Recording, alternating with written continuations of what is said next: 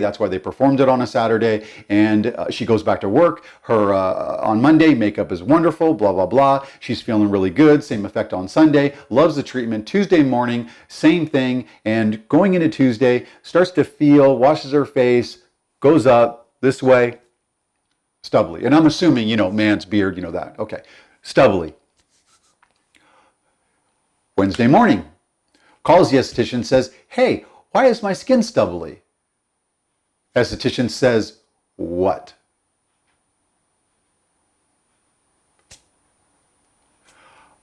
Let's say her name is Sally. What does the esthetician say to Sally? Sally, I basically shaved your face. Sally responds with, what? Well, yeah, you came in, and even though I call it dermaplaning, basically I just shaved your face. I paid $65, $85 for you to shave my face?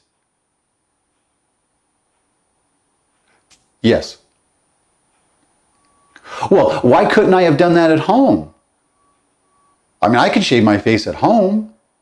Well, yes, Sally, you could, but you can't go as deep as I can. There needs to be some expertise in that. You don't have enough information.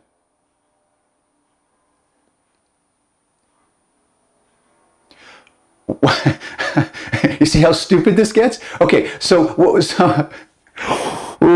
okay, so Sally responds with, well, wait a second.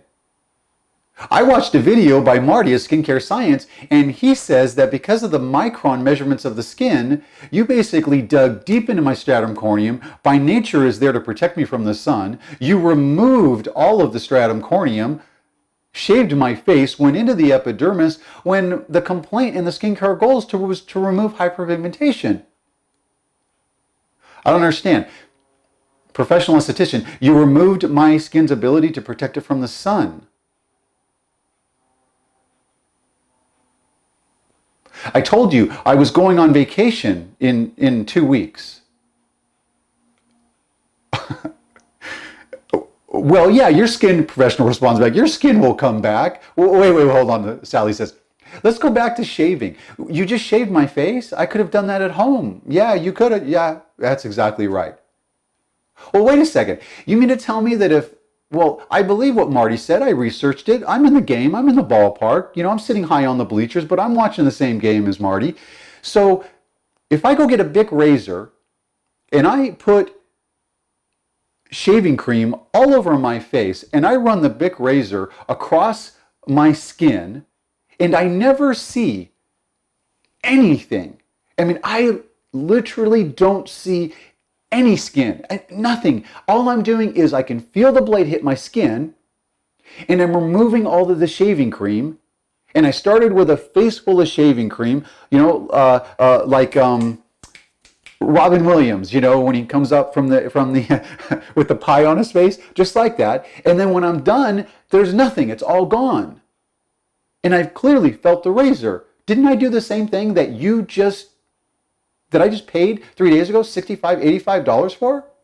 And the professional would respond back with, no. The answer is yes. Plain and simple. Not only that, but the professional actually harmed the person's skin. Because what did they do? Mechanically removed everything. Everything.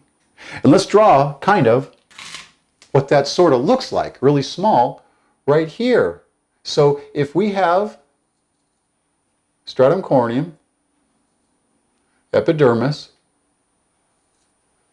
and the dermis, with me so far?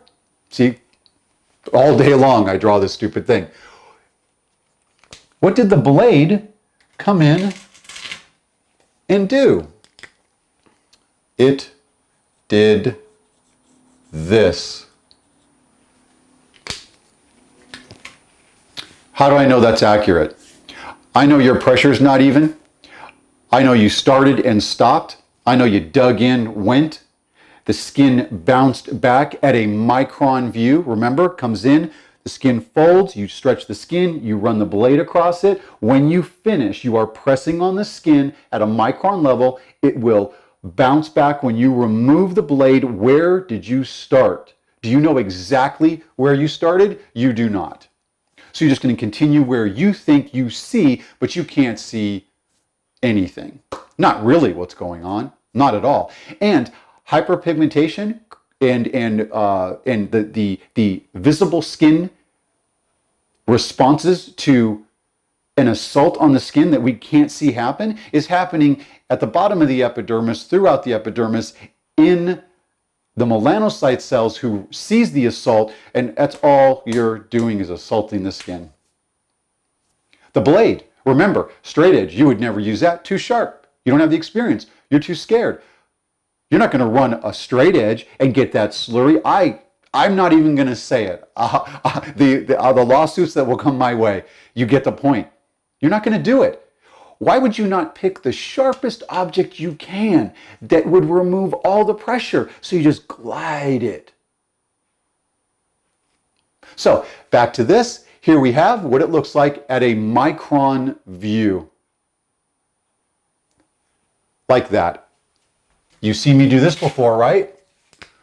No stratum corneum, no protection from the sun.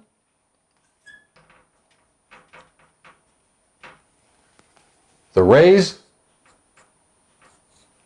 where are they going? I don't know. I know this person has no protection from the sun anymore. And whether if it's 1 on the small scale or if it's 3 on the small scale, look out. Oh, and by the way, you're not going to see the hyperpigmentation till way later. This is going to take a long time. A long time. And by that, I mean the client is probably going to leave you and you're not going to know why. But the damage was done the first time you did this.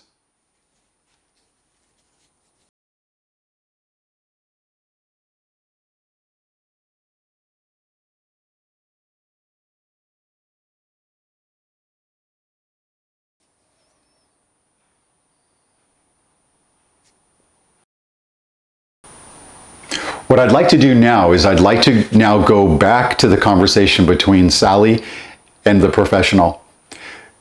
Where we left off, Sally was questioning, am I just shaving the skin? And the professional's trying to justify the procedure, justify the cost. But the truth of the matter is this.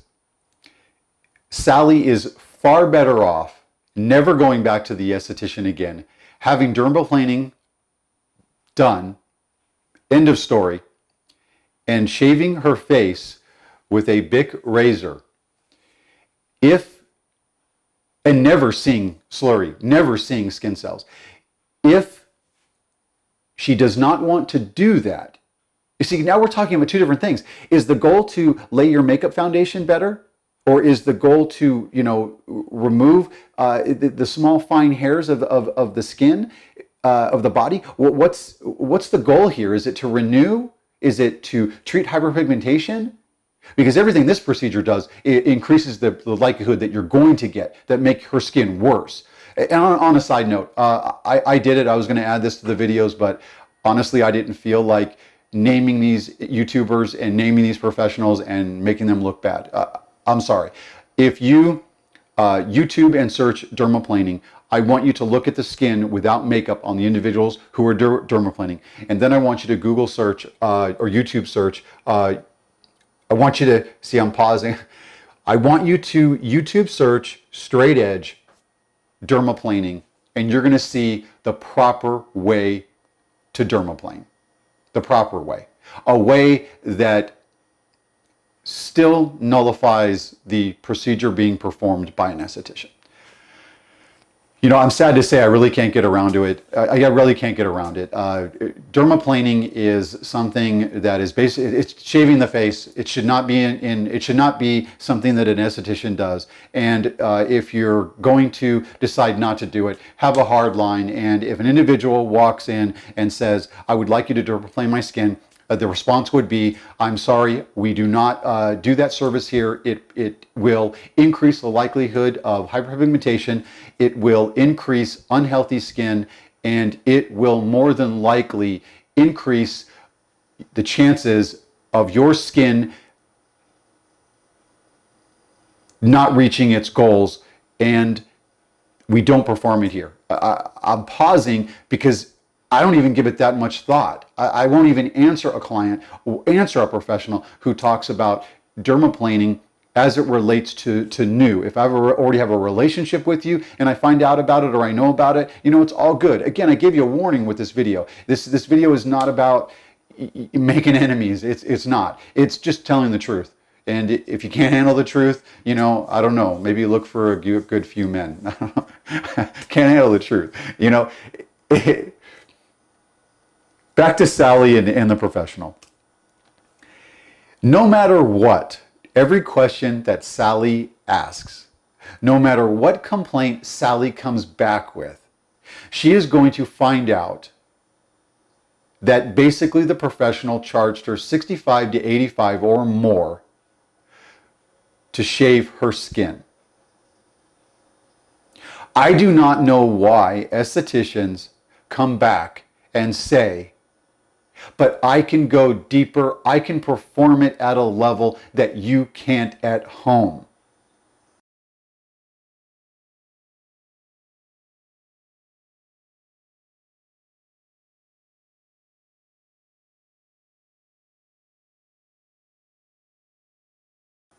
That is not true.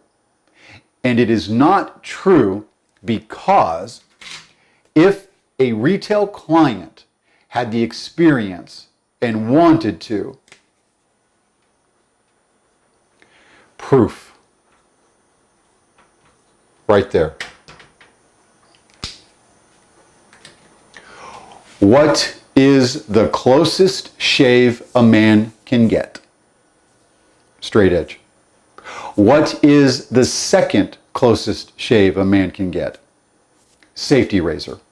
Then Bic, then whatever else. Kitchen knife. I don't know. If I can shave my skin and nothing else can compete in closeness, I'm dermaplaning every day. If the retail client does not want to see or feel the stubble, they must now shave every other day. That is the direct link between what I can do at home versus what the professional does and charges me for. How can you remove the stubble without continuing to shave the face? That's the proof. When the professional responds back with what? You need to come back and pay me another $65 or $85 to what? Shave your face again? Wasn't that one of the markers for why you were doing it in the first place? Improved foundation, layering on the skin, improved look and feel of the skin.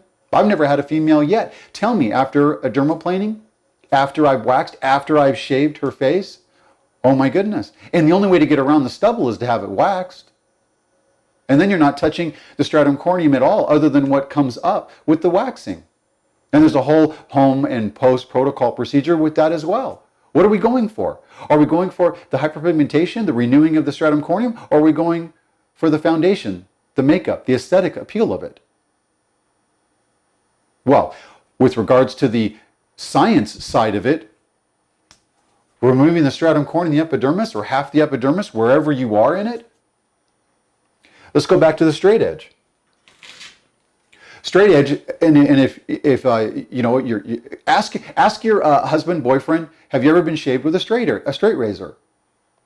Thicker the beard, the more fantastic the results are. And here's why it is the closest. Now remember, the blade is on the skin, so that's number one. Number two is, we'll use this right here. As the blade for the straight edge, remember, you cannot use any pressure. That's why the straight edge razor looks the way that it does. We'll draw it right here. You've all seen it, this little thing right there, like that, and you flip it around, okay? The reason it is because a high-end one, mine I think was $250 for the razor itself. How much do you pay for your blades? There is a relationship there. These have to be balanced. And if they're not sharp, and I mean ridiculous, we've talked about it.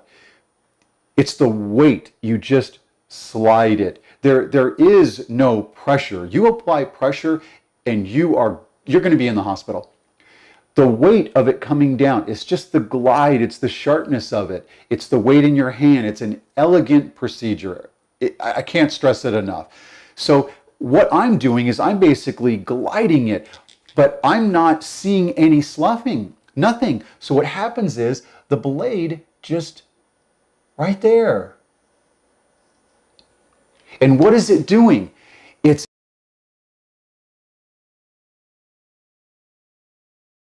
basically cutting it exactly at the top of the SC. And is it dermaplaning? It absolutely is. Is it doing this procedure? Absolutely.